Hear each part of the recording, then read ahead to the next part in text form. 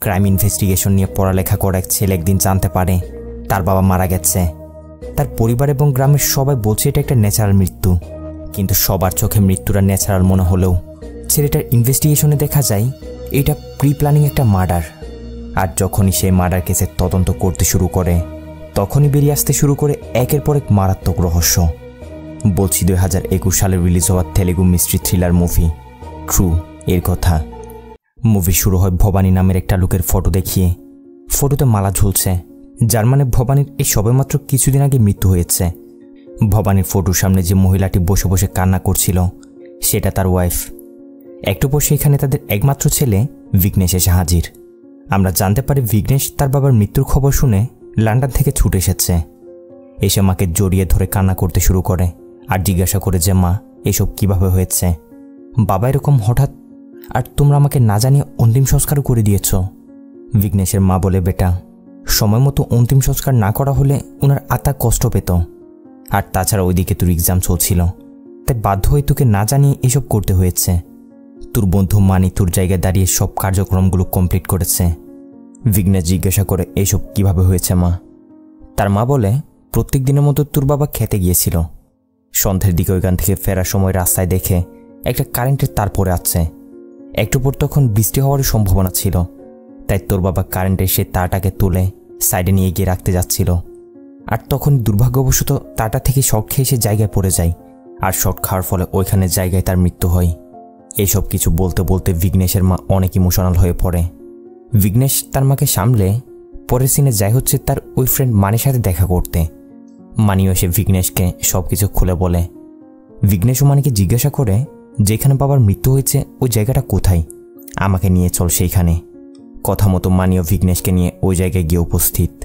আর এখানে আসা মাত্র বিঘ্নেশ একজন ইনভেস্টিগেশন অফিসারের মতো সবকিছু ইনভেস্টিগেট করতে শুরু করে। আর এখানে আমরা জানতে পারি বিঘ্নেশ আসলে ইনভেস্টিগেশন জার্নালিস্ট, এই সাবজেক্ট নিয়ে পড়ালেখা করেছে, তাই যে কোনো কিছুকে খতিয়ে দেখার তার যেন একটা নেশা। এইভাবে তার বাবার মৃত্যুর কারণটাও সে খতিয়ে দেখছে। এখানে বিঘ্নেশ তার বাবার ব্যবহার করা অনেক কিছু খুঁজে পায়, যেমন তার বাবার জুতো, তার বাবা যে ব্র্যান্ডের লাল পানি টানত তার বোতল, এরকম আরও অনেক কিছু। সব কিছু এক জায়গায় করার পর বিঘ্নেশ তার বন্ধুকে বলে, তোর কি মনে হয় আমার বাবার মৃত্যুটা কি কোনো ন্যাচারাল মৃত্যু? মোটেও না, জেনে বুঝে তাকে শক দিয়ে মার্ডার করা হয়েছে। মানি বলে, কি বলছিস তুই এসব? গ্রামের সবাই জানে তোর বাবা কিভাবে মারা গেছে, আর তুই বলছিস আরেকটা। কেন বা তোর মনে হলো যে এটা মার্ডার? বিঘ্নেশ বলে, আমার বাবার এই ঘড়িটা, আমার বাবার জন্মদিনে এই ঘড়িটা আমি তাকে লন্ডন থেকে গিফট করেছিলাম। এই ঘড়ির একটা বিশেষত্ব হচ্ছে এটা মানুষের হার্টবিটের মাধ্যমে চলে, আর যখন এই ঘড়িটা যার হাতে থাকবে তার হার্টবিট অফ হয়ে যাবে, তখন সাথে সাথে ঘড়িটা অফ হয়ে যাবে। পোস্টমর্টম রিপোর্ট অনুযায়ী আমার বাবার মৃত্যু রাত 10:30 থেকে 11টার কাছাকাছি সময়ের মধ্যে, কিন্তু এই ঘড়ির টাইম অনুযায়ী তার মৃত্যু রাত 9টার দিকে। শুধু তাই নয়, এর চেয়েও বড় একটা প্রমাণ হচ্ছে জন্মগতভাবেই আমার বাবার বাম পায়ে 6টা আঙ্গুল ছিল, আর এটা কেউ জানতো না যে যখন সে হাঁটতো বা কোথাও দাঁড়াতো তার 6 নম্বর আঙ্গুলটা মাটি স্পর্শ করতো না। কিন্তু এইখানে তার পায়ের যে চিহ্নগুলো দেখা যাচ্ছে সেখানে তার 6 নম্বর আঙ্গুলের চিহ্ন রয়েছে, যেটা আমার মতে একদম ইম্পসিবল। তাই এটা তো শিওর যে কেউ অন্য জায়গায় তার মার্ডার করে এখানে নিয়ে এসে এই সব কিছু প্ল্যানিং করে সাজিয়েছে। এটা একটা প্রি প্ল্যানিং মার্ডার। এভাবে বিঘ্নেশ খুব স্মার্টলি বিষয়টা তদন্ত করে বের করে ফেলেছে যে তার বাবার মৃত্যুটা আসলে কোনো ন্যাচারাল মৃত্যু না। আর এখান থেকে বিঘ্নেশ তার বাবার মৃত্যুর রহস্য ইনভেস্টিগেট করতে শুরু করে। বাসায় শেষে ওই সবগুলো লোকের ডিটেলস এক জায়গায় করে যাদের যাদের সাথে তার বাবার সম্পর্ক ছিল, বন্ধু শত্রু, যাদের যাদের উপর সন্দেহ যায় তাদের সবারই। এখান থেকে বিঘ্নেশ প্রথমে তার বাবার এক ক্লোজ ফ্রেন্ড এক ডক্টরের সাথে গিয়ে দেখা করে। আর ঘটনা হচ্ছে বিঘ্নেশের বাবার অ্যাকাউন্ট থেকে এই লোকটার অ্যাকাউন্টে 4 লাখ টাকা ট্রান্সফার করা হয়েছিল। তো এই টাকা লেনদেনের উপরে সন্দেহ করে বিঘ্নেশ লোকটার কাছে এসে জিজ্ঞাসা করছে। লোকটা বলে, আমার মেয়ের বিয়ের জন্য আমি তোমার বাবার কাছ থেকে টাকা নিয়েছিলাম তো ঠিকই, কিন্তু টাকাগুলো আমি আমার ওয়াইফের অ্যাকাউন্ট থেকে আবার ট্রান্সফারও তো করে দিয়েছি, কেন তুমি সেটা দেখোনি? বিঘ্নেশ বুঝে যায় এই লোকটার সাথে তার বাবার মৃত্যুর কানেকশন নেই, তাই সে তাকে কোনোরকম কিছু একটা বলে সামলে সেখান থেকে চলে আসে। এসে বিঘ্নেশ আবারও তার ইনভেস্টিগেশন কন্টিনিউ করতে থাকে। একদম ছোট থেকে ছোট ক্লু পর্যন্ত সে হাতছাড়া করছে না। প্রত্যেকটা জায়গায় জায়গায় গিয়ে প্রত্যেকটা লোক যাদের যাদের উপর তার সন্দেহ হয় তাদের সবার কাছ থেকে তার বাবার ব্যাপারে জিজ্ঞাসাবাদ করে। তার পরিচিত পুলিশের কাছ থেকেও সে এই কেসে সাহায্য নিচ্ছে। পাশাপাশি গ্রামের লোকদের অ্যাক্টিভিটিস চেক করার জন্য সে প্রত্যেকটা জায়গায় জায়গায় হিডেন ক্যামেরা লাগিয়ে দেয়, কারণ তার সন্দেহ আসলে তাদের গ্রামেরই কেউ তার বাবার মার্ডারটা করেছে হবে। এভাবে দেখতে দেখতে বেশ কিছুদিন কেটে যায়। এরপর একদিন রাতে ভিঘ্নেশ যখন কোথা থেকে ফিরছিল, তাদের এলাকার এই লোকটা তাকে দেখে মনে মনে বলতে শুরু করে, আরে এটা তো ভিঘ্নেশ বাবু, তার বাবার মৃত্যুর কারণটা তো তাকে বলতে হবে। এই বলে সে ভিঘ্নেশকে কিছু একটা বলার জন্য তাকে পিছন থেকে ডাক দেয়। কিন্তু যতক্ষণে ভিঘ্নেশ গাড়ি দাঁড় করিয়ে পিছনে ঘুরবে, ততক্ষণে মুখোশ পরা একটা লোক এসে লোকটার মুখ চেপে ধরে তাকে সেখান থেকে নিয়ে যায়। ভিঘ্নেশ পিছনে ফিরে দেখে তো কেউই নেই, তবে তার কিছু একটা সন্দেহ ঠিকই হচ্ছিল, যার জন্য বাসায় এসে সে ওই জায়গায় যে হিডেন ক্যামেরাগুলো লাগিয়েছে সেগুলো চেক করতে শুরু করে। আর এইখানে সে দেখে কেউ সত্যি তার পিছনে ওই লোকটাকে তার মুখ চেপে ধরে সেখান থেকে নিয়ে যাচ্ছে, যাতে করে সে ভিঘ্নেশকে কিছু বলতে না পারে। ভিঘ্নেশ দেখে মাস্ক পরা সেই লোকটার হাতে একটা ট্যাটু আঁকা। কে হতে পারে এটা, কেন বা সেই লোকটাকে এভাবে মুখ চেপে ধরে সেখান থেকে নিয়ে গেল? তার মাথায় তো কিছু ঢুকছে না।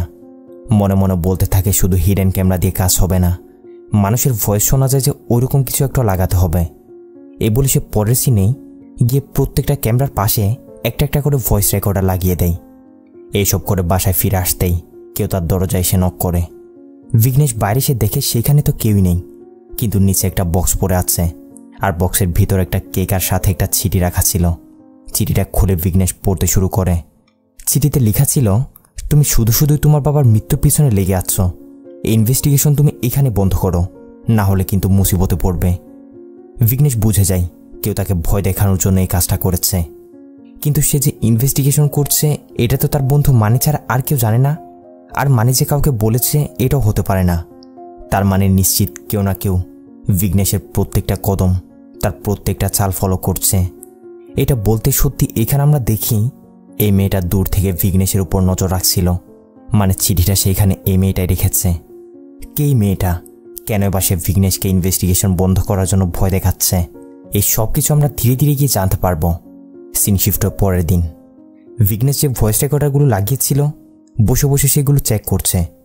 আর এখানে একটা ভয়েস রেকর্ডারে সে শুনতে পায় কেউ একজন তাকে উদ্দেশ্য করে বলছে, তুমি যত কিছু লাগাও না কেন, তোমার বাবার মৃত্যুটা ন্যাচারাল মৃত্যুই, আর এটাই সত্য, কোনোদিনও তুমি এটাকে মারা বলে প্রমাণ করতে পারবে না।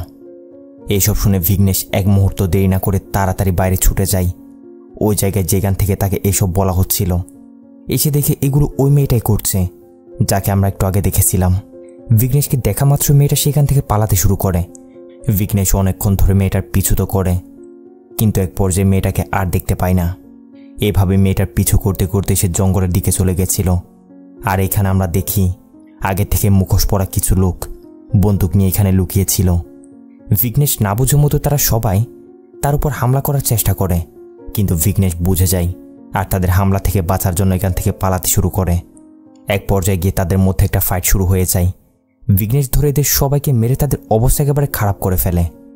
আর এখানে একজনের হাতে সে ওই ট্যাটুটা দেখতে পায়, যেরকম ট্যাটু সে হিডেন ক্যামেরায় ওই লোকটার হাতে দেখেছিল, মানে একটা লোককে মুখ চেপে ধরে মুখোশ পরা একটা লোক নিয়ে গেছিল না, তার হাতে আর কি। তো এই ছিল সেই লোকটা। ভিঘ্নেশ তাকে ধরে মারতে মারতে জিজ্ঞাসা করে যে, বল, আমার বাবার মৃত্যুর সাথে তোদের সম্পর্ক কি, কেন তোরা আমাকে মারতে চাস? ভিঘ্নেশ তো তাকে এইসবই জিজ্ঞাসা করছিল, কিন্তু লোকটা তার সাথে করে নিয়ে আসা কিছু একটা খেয়ে জায়গায় সেখানে নিজেকে শেষ করে দেয়। ভিঘ্নেশ ওটা আফসোস করতে শুরু করে যে শিট, এতদিন পরে গিয়ে একটা ক্লো হাতে এসেছে আর এটাও হাতছাড়া হয়ে গেল। এইসব বলতে বলতে সে যখন একটু করে এদিক থেকে ওইদিকে ফিরে, পিছনের সে লোকটা নিমিষের মধ্যে সেখান থেকে উধাও হয়ে যায়। তার মানে সে আসলে মারা যাওয়ার নাটক করেছিল। পাশাপাশি এখানে আমরা দেখি ওই মেয়েটাও দাঁড়িয়ে দাঁড়িয়ে সব কিছু দেখছিল আর মনে মনে বলছিল, এসবের পিছনে যেই থাকুক না কেন, তুমি সেটা জীবনও বের করতে পারবে না, আমি সেটা হতে দিবই না। সিন চলে যায় পরের দিন। ভিঘ্নেশের মাথায় একটা আইডিয়া আসে, ঘটনার সময় তার বাবা যে কাপড়টা পরেছিল সেই কাপড়ে খুনির নিশ্চয় কোনো না কোনো ফিঙ্গারপ্রিন্ট লেগেছে হবে। সে কাপড়ের একটা টুকরো যদি সে পেয়ে যায় না, তাহলে সে খুনিকে ইজিলি বের করে নিতে পারবে। সাথে সাথে ভিঘ্নেশ ওই জায়গায় গিয়ে উপস্থিত যেখানে তার বাবার অন্তিম সংস্কার করা হয়েছিল। এখানে সে খোঁজাখুঁজি করে ভিঘ্নেশ তার বাবার শার্টে একটা বোতাম খুঁজে পায়, যে বোতামটিতে কারো রক্ত লেগেছিল। বোতামটিকে ফরেন্সিক টেস্টের জন্য ভিঘ্নেশ তার এক পরিচিত ফরেন্সিক এক্সপার্টের কাছে পাঠিয়ে দেয়। এই ল্যাবে নিয়ে গিয়ে বোতামটাকে চেক করে সবগুলো ডিটেলস কালেক্ট করতে শুরু করে। আর চেক টেক করে একটু পর ভিঘ্নেশকে কল করে বলে, এই বোতামটিতে যে ব্লাডগুলো পাওয়া গেছে সেগুলো তোমার বাবার না, এগুলো অন্য কারো ব্লাড। অনেক রেয়ার একটা ব্লাড গ্রুপ, সচরাচর সবার মধ্যে এই ব্লাড গ্রুপ পাওয়া যায় না, শুধু একজন দুজন। এখন গ্রামের এতগুলো মানুষের মধ্য থেকে বিঘ্নেশরা এই ব্লাড গ্রুপটা কার সেটা বের করার জন্য একটা প্ল্যান বানায়। একটা ব্লাড ডোনেশন ক্যাম্প বানিয়ে তারা গ্রামের প্রত্যেকটা লোকের ব্লাড স্যাম্পল কালেক্ট করে নেয়। এরপর সেগুলোকে আবার ল্যাবে পাঠিয়ে দেয় ওই ব্লাড স্যাম্পলটার সাথে ম্যাচিং করিয়ে দেখার জন্য যে এটা আসলে কার সাথে ম্যাচিং হয়। ডক্টর তার ল্যাবে নিয়ে এসে সবগুলো চেক করার পর পরের দিনই বিঘ্নেশকে কল করে জানায়, তোমার জন্য গুড নিউজ, বোতামে পাওয়া সে ব্লাডগুলো তোমাদের এলাকার সুজাতা নামের কোনো এক মহিলার। তাকে খুঁজে বের করো, হয়তো কিছু না কিছু একটা পেতে পারো। বিঘ্নেশ তাদের পুরো গ্রামের সুজাতা নামের মহিলাটিকে খুঁজতে শুরু করে দেয়। এমনকি এক পর্যায়ে গিয়ে সে মহিলাটিকে পেয়েও যায়। সুজা গিয়ে তাকে ধরে, জিজ্ঞাসা করে যে বল, আমার বাবার সাথে তোর সম্পর্ক কি, কেন আমার বাবাকে মেরেছিস? সুজাতা প্রথম দিকে কিছু না বলতে চাইলে বিঘ্নেশ তাকে খুশি 2-4টা লাগিয়ে দেয়। এরপর সুজাতা বলতে শুরু করে, আমার স্বামী প্রত্যেকদিন নেশা করে এসে আমাকে অনেক মারধর করে। একদিন যখন এভাবে মারছিল তখন আমার মাথায় আঘাত লাগে। নিজেকে বাঁচানোর জন্য যখন আমি পালাতে শুরু করি তখনই রাস্তায় তোমার বাবার সাথে আমার ধাক্কা লাগে। তোমার বাবার কাছ থেকে আমি সাহায্য চাই। উনি আমাকে হসপিটাল নিয়ে গিয়ে ভর্তি করিয়ে দেন, আর তখন হয়তো আমার ব্লাডগুলো তার শার্টে লেগেছে হবে। এছাড়া আমি আর কিছু জানি না। তোমার বাবার মৃত্যুর সাথে আমার কোনো কানেকশন নেই। বিঘ্নেশ অনেক জিজ্ঞাসাবাদ করার পরও মহিলাটি পরিষ্কার জানিয়ে দেয় এসব ছাড়া সে আর কিছু জানে না। বিঘ্নেশ সেখান থেকে চলে আসে। এরপর পরে বিঘ্নেশ আরেকটা বিষয় জানতে পারে, যেদিন তার বাবার মৃত্যু হয়েছিল সেদিন তার বাবার সাথে সুধাকর নাইডু নামের একটা লোকের ঝগড়া হয়েছিল। ব্যাস, বিঘ্নেশ বেরিয়ে পড়ে সে সুধাকর নাইডুকে ধরতে। পরের দিন এসে সে নাইডুকে এসে ধরে আর সোজাসুজি জিজ্ঞাসা করে যে বল, তুই আমার বাবাকে কেন মেরেছিস? সুধাকর নাইডু বলে, আমি কেন তোমার বাবাকে মারতে যাব? আমি তোমার বাবাকে মারিনি। হ্যাঁ, ওই দিন তোমার বাবার সাথে আমার ঝগড়া হয়েছিল তো ঠিকই। আসলে তোমার বাবার কাছ থেকে আমি 5 লাখ টাকা ঋণ নিয়েছিলাম, কিন্তু সময় মতো আমি টাকাগুলো পরিশোধ করতে পারিনি। এখন এটার জন্য তোমার বাবা তো আমাকে মারার জন্য লুকি পাঠিয়ে দিয়েছে, যার জন্য ওই দিন ফ্যাক্টরিতে তোমার বাবার সাথে আমার ঝগড়াটা হয়েছিল। এভাবে নাইডু বিঘ্নেশকে কিছু একটা বলে সামলে দেওয়ার চেষ্টা তো করে, কিন্তু বিঘ্নেশের তার কথার উপর একটু বিশ্বাস হচ্ছে না, যার জন্য সে সাথে সাথে ওই ফ্যাক্টরিতে চলে যায় যেখানে ওই দিন রাতে তার বাবার সাথে সুধাকর নাইডুর ঝগড়া হয়েছিল। এদিকে বিঘ্নেশ সেখানে যাওয়ার জন্য বের হয়, আর এদিকে সুধাকর নাইডু তার লোকজনদেরকে কল করে বলে দেয় বিঘ্নেশ সেখানে যাচ্ছে, তোমরা তাকে সামলে নিও। তো এদিকে বিঘ্নেশ ফ্যাক্টরিতে আসা মাত্রই দেখে এখানে ফ্যাক্টরির দায়িত্বে যে লোকটা ছিল সে তাকে দেখে এখান থেকে পালানোর চেষ্টা করছে, কিন্তু বিঘ্নেশ তাকে ধরে জিজ্ঞাসা করতে শুরু করে, তুই আমাকে দেখে পালাচ্ছিস কেন? এ বলে, কই ভাই, না তো, আমি তো আমার ডিউটি শেষ এজন্য চলে যাচ্ছিলাম। বিঘ্নেশ বলে, এখানে সিসিটিভি ফুটেজ কোথায়, আমাকে দাও। এই প্রথম দিকে তো ডাইরেক্ট বলে দেয় যে এখানে নাকি কোনো সিসিটিভি নেই, কিন্তু যখন বিঘ্নেশ তাকে 2-4টা লাগায় তারপরে গিয়ে সে তার মুখ খুলে বলে, অনেকদিন আগে তারা সিসিটিভির হার্ড ডিস্ক খুলে পিছনে ফেলে দিয়েছে। এর কারণ হচ্ছে আসলে এই ফ্যাক্টরিতে কিছু ইলিগাল কাজকাম হতো, কয়েকদিন আগে পুলিশের রেড পড়েছিল, এজন্য ভয় তারা এরকমটা করেছিল। তো বিঘ্নেশ গিয়ে পিছনের দিকে ওই জায়গায় হার্ড ডিস্কটা খুঁজতে শুরু করে। এইভাবে অনেকক্ষণ ধরে খোঁজাখুঁজি করার পর সেটা পেয়েও যায়, আর তাড়াতাড়ি বাসায় নিয়ে সেটা চেক করতে শুরু করে। চেক করতে গিয়ে সেখানে যা দেখে, এটা দেখে তার পায়ের নিচ থেকে মাটি সরে যাওয়ার মতো অবস্থা। কারণ সিসিটিভি ফুটেজটা দেখা যাচ্ছে তার বাবাকে আসলে অন্য কেউ মারেনি, বরঞ্চ বিঘ্নেশ নিজে তার বাবাকে মারছে। এখানে চলে আসে মুভির জবরদস্ত একটা টুইস্ট। এইসব দেখে তো বিঘ্নেশের একদমই হুঁশ উড়ে যায়। কি হচ্ছে কি এসব? বিঘ্নেশের মাথায় তো কিছু ঢুকছে না। বলতে শুরু করে, আমার বাবাকে আমি মারছি, এটা আমি কখন করলাম আবার? আমার তো কিছু মনে পড়ছে না। তো বিঘ্নেশ এখানে নোটিস করে এসবের সময় তার হাতে তার মোবাইলে, তখন তার মোবাইলে কেউ একজন মেসেজ করেছিল, কোনো শ্রাবণী নামের কোনো একটা মেয়ে। মেসেজে শ্রাবণী নামের মেয়েটা লিখেছিল, বিঘ্নেশ, তোমার সাথে গুরুত্বপূর্ণ কিছু কথা আছে, আমার জন্য ওয়েট করো। কিন্তু বিঘ্নেশের তো এখন মাথায় ঢুকছে না এই শ্রাবণীটা কে আবার, এ তাকে কখন মেসেজ করলো, আর সে ফ্যাক্টরিতে বা কখন গেল। সে তার মোবাইলে, মেসেজে সব জায়গায় চেক করে কোনো শ্রাবণী নামের কেউ আছে নাকি, কিন্তু দেখা যায় না। শ্রাবণী নামের তার মোবাইলে তো কোনো নাম্বারই নেই। বিঘ্নেশ কোনো রকম ওই ফুটেজ থেকে নাম্বারটা কালেক্ট করে সেটাতে কল করে দেখছে যে এটা কার নাম্বার। এই লোকটা কলটা রিসিভ করে। বিঘ্নেশ তাকে জিজ্ঞাসা করে যে এটা কি শ্রাবণী নাম্বার, কিন্তু লোকটা বলতে শুরু করে, আরে ভাই, কোন শ্রাবণী, কে শ্রাবণী? 2 দিন আগে নাম্বারটা আমি কিনেছি, তুমি ভুল নাম্বারে ডায়াল করেছো, এই বলে লোকটা কলটা কাট করে দেয়। বিঘ্নেশ নাম্বারটার ডিটেলস কালেক্ট করার জন্য তার এক সাইবার এক্সপার্ট বন্ধুকে কল করে। নাম্বারটা তার বন্ধুটাকে দিয়ে বলে এটা চেক করার জন্য যে 1 বছর আগে এই নাম্বারটা শ্রাবণী নামের কোনো মেয়ে ইউজ করেছিল নাকি। কথা মতো তার বন্ধুটাও সবগুলো ডিটেলস কালেক্ট করে বিঘ্নেশকে পাঠিয়ে দেয়। বিঘ্নেশ এই শ্রাবণী নামের মেয়েটার সবগুলো ডিটেলস পেয়ে যায়। এখন এই সূত্র ধরে সে কেসটাকে এগিয়ে নিয়ে যাবে, কারণ এই শ্রাবণী আসলে অন্য কেউ নয়, এটা ছিল ওই মেয়েটাই যে শুরু থেকে বিঘ্নেশের উপর নজর রাখছিল। বিঘ্নেশের সাথে সাথে শ্রাবণীর ডিটেলস কালেক্ট করে পরের সিন থেকে উল্টো তার উপরে নজর রাখতে শুরু করে। এমনকি সুযোগ বুঝে একদিন বিঘ্নেশ শ্রাবণীকে কিডন্যাপও করে নেয়। হাত মুখ সব কিছু বেঁধে সে শ্রাবণীকে ভয় দেখাতে শুরু করে। জিজ্ঞাসা করে যে বল, তুই আমার সাথে কি গেম খেলছিস? আমার বাবার মৃত্যুর সাথে তোর কি কানেকশন? আর আমার মোবাইলে তোর নাম্বারটা এবার কোত্থেকে এসেছিল? শ্রাবণী যদিও প্রথম দিকে কিছু বলতে চাইছিল না, কিন্তু বিঘ্নেশ তাকে উল্টাপাল্টা ইঞ্জেকশন লাগিয়ে দেওয়ার ভয় দেখালে শ্রাবণী সব কিছু বলতে শুরু করে। বলে বিঘ্নেশ, আমি তোমার শত্রু না, বরঞ্চ আমি তোমার গার্লফ্রেন্ড। তুমি একজন ইনভেস্টিগেশন জার্নালিস্ট ছিলে আর আমি ছিলাম সাধারণ একজন রিপোর্টার।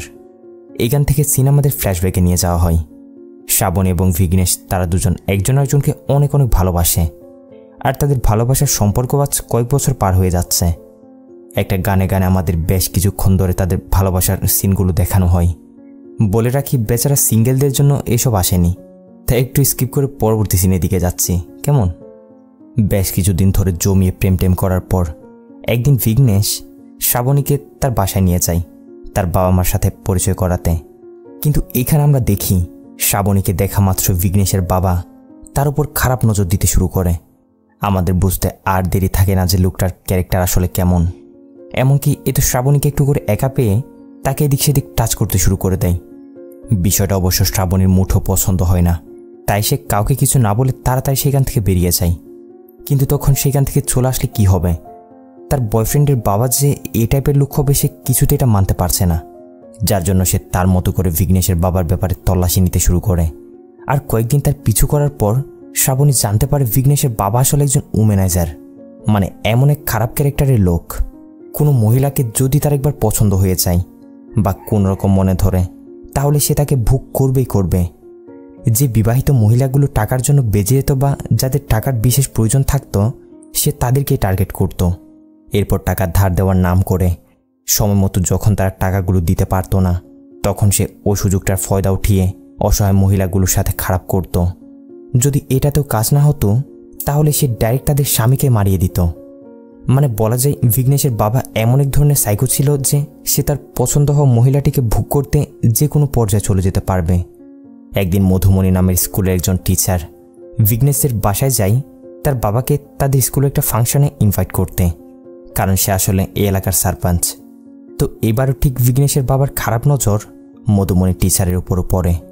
প্ল্যান বানাতে শুরু করে একেও কীভাবে ভোগ করবে। আর প্ল্যান বানিয়ে একদিন সে মধুমণি টিচারের স্বামীকে মিথ্যা একটা কেসে পুলিশদেরকে ধরিয়ে দেয়, কারণ পুলিশগুলো তো ছিল আসলে তারই গোলাম। পুলিশরা মধুমণি টিচারের স্বামীকে ধরে নিয়ে যায়। এখন সাহায্যের জন্য মধুমণি টিচারও অফকোর্স বিঘ্নেশের বাবার কাছে যাবে, কারণ সে যে গ্রামের সারপঞ্চ ছিল। কথা মতো যখন সে সাহায্যের জন্য বিঘ্নেশের বাবার কাছে যায়, বিঘ্নেশের বাবা নাটক করতে শুরু করে। বলে, চিন্তা করো না, পুলিশগুলো তো আমার ইশারায় চলে, এক্ষুনি একটা কল করব, দেখবে তোমার স্বামী বাসায়। এ বলে সে থানায় কল করে আর মধুমণি টিচারের স্বামীকে ছেড়ে দিতে বলে। এখন প্ল্যান মতো পুলিশগুলো এর জন্য 1 লাখ টাকা ডিমান্ড করে। আর অফকোর্স মধুমণি টিচারের কাছে অত টাকা নেই। এই সুযোগটারই ফয়দা উঠিয়ে বিঘ্নেশের বাবা তাকে টাকা ধার দিয়ে তার স্বামীর জামিন করাতে সাহায্য করে। জেল থেকে বের হয়ে মধুমণি টিচারের স্বামী বিঘ্নেশের বাবার কাছে গিয়েছিল তাকে ধন্যবাদ জানাতে। বলে, স্যার, আপনি আমার যে উপকারটা করেছেন, আপনার এই ঋণ আমি জীবনও শোধ করতে পারবো না। বিঘ্নেশের বাবা বলে, পারবে পারবে, তোমার ওয়াইফকে আমার কাছে একদিনের জন্য, শুধুমাত্র একটা দিনের জন্য পাঠিয়ে দাও। এটা শুনে মধুমণির স্বামী অনেক পরিমাণে রেগে যায়। ধরে বিঘ্নেশের বাবাকে বকাঝকা করতে শুরু করলে বিঘ্নেশের বাবা তাকে জায়গায় মেরে ফেলে। এমনকি বিষয়টা এই বলে চালিয়ে দেয়, থানায় ধরে নিয়ে যাওয়ায় সে লজ্জায় অপমান আত্মহত্যা করে নিয়েছে। মধুমণি তার স্বামীর এই অবস্থা দেখে তার জন্য অনেক কান্না করে। সে কিছু বুঝতে পারছিল না যে এসব কি হয়ে গেল। এবার গিয়ে বিঘ্নেশের বাবা তার সামনে আসল রূপ দেখিয়ে দেয়। সে রাতে মধুমণির বাসায় গিয়ে তাকে ধমকাতে শুরু করে। বলে, তুমি আমার টাকা কবে দিবে? মধুমণি বলে, দেখুন এখন তো আমার কাছে কোনো টাকা পয়সা নেই, টাকা জোগাড় করতে পারলে দিয়ে দিব। ভবানী এবার তার আসল রূপটা দেখিয়ে দেয়, বলে, ঠিক আছে, তোমার কাছে যদি টাকা না থাকে তাহলে সমস্যা নেই, ভিতরে রুমে চলো, আমার ইচ্ছেটা পূরণ করে দাও, তাহলে হয়ে যাবে। এবার গিয়ে মধুমণি বুঝতে পারে এই লোকটার আসল মতলব কি। অনেক করে তাকে হাত জোর করে অনেক রিকোয়েস্ট করে, কিন্তু ভবানী তাকে ভয় দেখায় যদি তার কথায় রাজি না হয় তাহলে সে পুরো গ্রামেটা ছড়িয়ে দিবে যে মধুমণি তাকে তার বাসায় ডেকেছে। মধুমণির কাছেও আর কোনো উপায় নেই, ভবানীর কথা মতো তাকে এসব করতে হয়। এদিকে মধুমণির ছোট ছোট দুটো সন্তান ছিল, তারা তাদের রুম থেকে সব কিছু শুনে নিয়েছে যে কিভাবে ভবানী তাদের মাকে ব্ল্যাকমেল করছে, তার উপর অত্যাচার করছে। এমনকি একদিন দুদিন নয়, প্রত্যেক দিন ধরে ভবানী এরকম অত্যাচার চালাতেই থাকে। মধুমণির ছেলেগুলো তাদের মায়ের উপর হওয়া অত্যাচার আর সহ্য করতে পারছিল না, যার জন্য তারা সিদ্ধান্ত নেয় তাদের মায়ের উপর হওয়া অত্যাচার এবং এই সব কিছুর ব্যাপারে একটা চিঠিতে লিখে তারা সেটা কালেক্টরের কাছে পাঠাবে। ডিস্ট্রিক্ট কালেক্টরের কান অবধি খবরটা যদি পৌঁছাতে পারে তাহলে কোনো না কোনো একটা সমাধান পাওয়া যাবে, তারাই ভবানীর উপর অ্যাকশন নেবে। বাচ্চাগুলো তাদের মায়ের উপর হওয়া অত্যাচারের ব্যাপারে চিঠিতে লিখে তো ঠিকই, কিন্তু এটা কালেক্টরের কাছে কিভাবে পাঠাবে ওই ব্যাপারে তারা জানে না। ছোট বাচ্চা তো, বুঝতে তো পারছেন। এই ব্যাপারে জানার জন্য তারা ভরসা করে তাদের এক টিচারের কাছ থেকে জিজ্ঞাসা করে, কিন্তু এও ছিল ভবানীরই লোক, আরেক হারামি। এই কল করে ভবানীকে সব কিছু বলে দেয়, যার সাথে সাথে ভবানীও তার লোকদেরকে লাগিয়ে দেয় এই বাচ্চাগুলোকে শেষ করে দেওয়ার জন্য। ভবানীর লোকজন বাচ্চাগুলোকে ধরার জন্য অনেকক্ষণ ধরে তাদের পিছু করে। বাচ্চাগুলো পালাতে পালাতে এক পর্যায়ে গিয়ে বিঘ্নেশের সামনে পড়ে। এখন বিঘ্নেশকে দেখে গুন্ডাগুলো তাড়াতাড়ি সেখান থেকে চলে যায়। এইদিকে বিঘ্নেশ বাচ্চাগুলোর কাছ থেকে যখন জিজ্ঞাসা করে যে কি হয়েছে, তোমরা এভাবে দৌড়াচ্ছ কেন, বাচ্চাগুলো যখন সব সত্যি কথা বলে দেয় যে তার বাবা এরকম কাজ করেছে, এইসব শুনে বিঘ্নেশ তো একদমই হতবাক। এই সুযোগে শ্রাবণীও বিঘ্নেশকে বলে যে হ্যাঁ বিঘ্নেশ, এরা সত্যি তোমার বাবার ক্যারেক্টার এরকমই। এ বলে শ্রাবণীয় যে প্রমাণগুলো কালেক্ট করেছিল সেগুলো বিঘ্নেশকে দেখায়। প্রমাণ সহ সব কিছু জানার পর বিঘ্নেশের মাথার উপর আকাশ ভেঙে পড়ার মতো অবস্থা। কি করবে সে কিছু বুঝতে পারছে না। যে বাবাকে সে এতটা সম্মান করে, এতটা শ্রদ্ধা করে, সে নিজের বাবাই এতটা খারাপ, এটা কিভাবে সে সহ্য করবে। অভিমান করে কয়েকদিন সে বাসায়ও যায় না। অন্যদিকে তাদের বাসায় তখন শহর থেকে বিঘ্নেশের এক কাজিন তাদের বাসায় বেড়াতে এসেছিল। এখন নিজের ভাইয়ের সে মেয়েটাকে দেখেও ভবানী তার উপর খারাপ নজর দেয়। ভবানী লুকিয়ে লুকিয়ে মেয়েটাকে খারাপভাবে দেখতে শুরু করে, আর এখানে গিয়ে তার ওয়াইফও বিষয়টা জেনে যায়। কিন্তু মনে মনে কষ্ট পাওয়া ছাড়া তাদের আর কিছু করার নেই। এখন ওই রাতে ভবানী তার হাওয়াস মেটানোর জন্য সুজাতা নামের ওই মহিলাটার বাসায় গিয়েছিল। এই সুজাতা ছিল আসলে একজন প্রস্টিটিউট, কিন্তু আজকে সে ভবানীকে তার সাথে শোয়ার জন্য মানা করে দেয়, তার নাকি একটা কাজ আছে। এই শুনে ভবানী যায় রেগে, কি তুই আমার মুখের উপর না করবি বলে সুজাতাকে সে মারধর করতে শুরু করে। সুজাতার মাথায় আঘাত লাগে, আর তখনই মূলত তার রক্ত ভবানীর শার্টের বোতামে লেগেছিল। আপনাদের মনে হয়তো একটা প্রশ্ন আসতে পারে, যদি এই ব্যাপারে হয় তাহলে সুজাতা বিঘ্নেশকে মিথ্যা কেন বলেছে?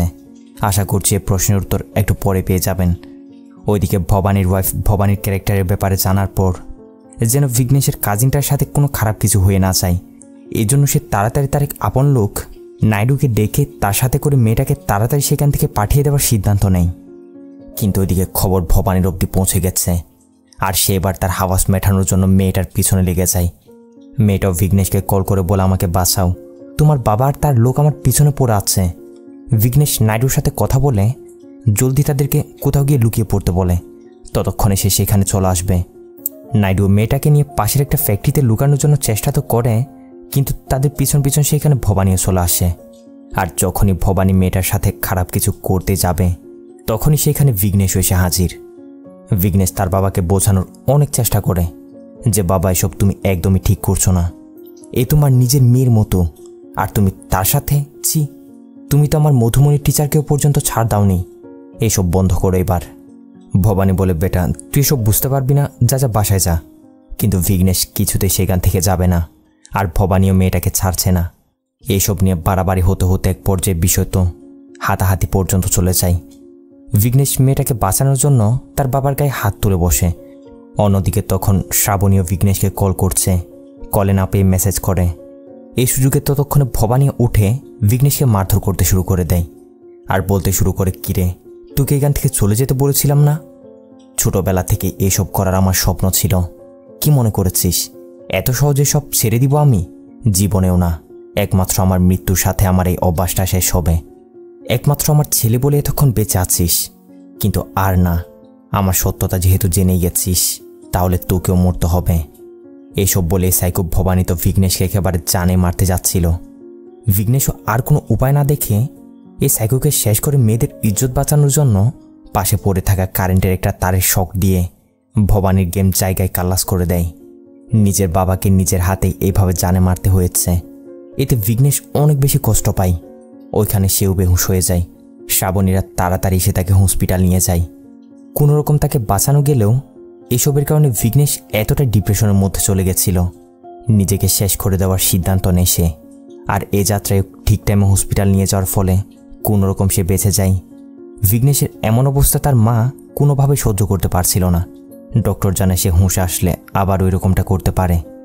বিঘ্নেশের মা কান্না করে করে ডক্টরকে বলে যে কিছু একটা করে তার ছেলেকে তার কাছে ফিরিয়ে দেওয়ার জন্য, আবারও সেই আগের রূপে। অনেক চিন্তাভাবনা করার পর ডক্টর বলে একটা উপায় আছে, কিন্তু অনেক রিস্কি। তার ব্রেন সেল থেকে সেই এক্সাক্ট ঘটনাটাকে রিমুভ করা, মানে সোজা ভাষায় বলা যায় তার ব্রেন থেকে তার বাবার মৃত্যুর ঘটনাটাকে পুরোপুরি ডিলিট করে দেওয়া। মেডিকেলি ট্রিটমেন্টের মাধ্যমে এটা সম্ভব, কিন্তু আজ পর্যন্ত খুব অল্প লোকের উপরে এটা ট্রাই করা হয়েছে। বিঘ্নেশের মা বলে যত টাকা লাগবে লাগুক, আপনি আমার ছেলেকে ঠিক করে দিন। ডক্টর বলে আমরা আমাদের কাজ শুরু তো করতে পারি, কিন্তু এর জন্য পেশেন্টেরও লিগালি অনুমতি প্রয়োজন। আপনারা গিয়ে দেখুন এর জন্য কোনোরকম তাকে রাজি করাতে পারেন কিনা। কথা মতো বিঘ্নেশের মাও গিয়ে বিঘ্নেশকে সব কিছু বলে তাকে রাজি করানোর চেষ্টা করছে, কিন্তু বিঘ্নেশ কিছুতেই মানছে না। অবশ্যই ইমোশনালি অনেক বোঝানোর পর, অনেক কান্নাকাটি করার পর গিয়ে বিঘ্নেশ তার মায়ের দিকে তাকিয়ে রাজি হয়। কিন্তু ডক্টর বিঘ্নেশের মাকে এটাও পরিষ্কার বলে দেয় যেহেতু শ্রাবণীর সাথেও এসবের কানেকশন আছে আর তাকে বাসায় নিয়ে আসার পরেই এসব হয়েছে, তাই যদি শ্রাবণীর কথাও তার মনে থাকে তাহলে এই অপারেশনটা করে কোনো লাভ হবে না। শ্রাবণীর সাথে মিশলে তার আবার সব মনে পড়ে যেতে পারে, মানে সোজা কথাই শ্রাবণীর স্মৃতিও তার ব্রেন থেকে ডিলিট করতে হবে। এসব শুনে যদিও শ্রাবণী একটু কষ্ট তো হয়, তারপরও বলে কোনো সমস্যা নেই, বিঘ্নেশ বেঁচে থাকুক এটাই আমার চাওয়া। এইভাবে বিঘ্নেশের অপারেশন শুরু হয় আর তারা অপারেশন সাকসেসও হয়। তার বাবার মৃত্যুর ঘটনা এবং শ্রাবণীর স্মৃতিগুলো তার স্মৃতি থেকে ডিলিট করে দেওয়া হয়েছে। নতুন করে তার জীবন শুরু হয় 1 বছর পিছনের দিক থেকে, মানে যখন সে লন্ডনে লেখাপড়া করতে গেছিল এবং লন্ডন থেকে ফিরছিল। ওই পর্যন্ত তার মনে থাকবে এরপর কি হয়েছিল সেগুলো সব কিছু ভুলে গেছে। গ্রামের সবাই মিলে সিদ্ধান্ত নেয় তারা বিঘ্নেশের মায়ের পাশে দাঁড়াবে, তাদেরকে সাহায্য করবে, যাতে বিঘ্নেশের কিছু মনে না পড়ে তারা ওই রকম করে চলবে। কারণ বিঘ্নেশ আসলে ভবানীকে মেরে কোনো অন্যায় করেনি, বরঞ্চ সেটা তাদের এলাকার জন্য একটা ভালো কাজই করেছে। ক্ষমতার জোর আর টাকার পাওয়ারের জন্যই এলাকার মানুষরা যদিও ভবানীর কিছু করতে পারেনি, কিন্তু বিঘ্নেশ এসব থেকে তাদের উদ্ধার করেছে। তো এলাকার সবাই মিলে তারা বসে এটা সিদ্ধান্ত নেয় তারা বিঘ্নেশের সাথে ওইভাবে ব্যবহার করবে যাতে করে তার কিছু মনে না পড়ে। ভবানীর মৃত্যুটাকেও এমনভাবে সাজাবে যেন তারা বিঘ্নেশকে বলতে পারে এটা ন্যাচারাল মৃত্যু। এভাবে আর কি পুরো ঘটনাটা হয়।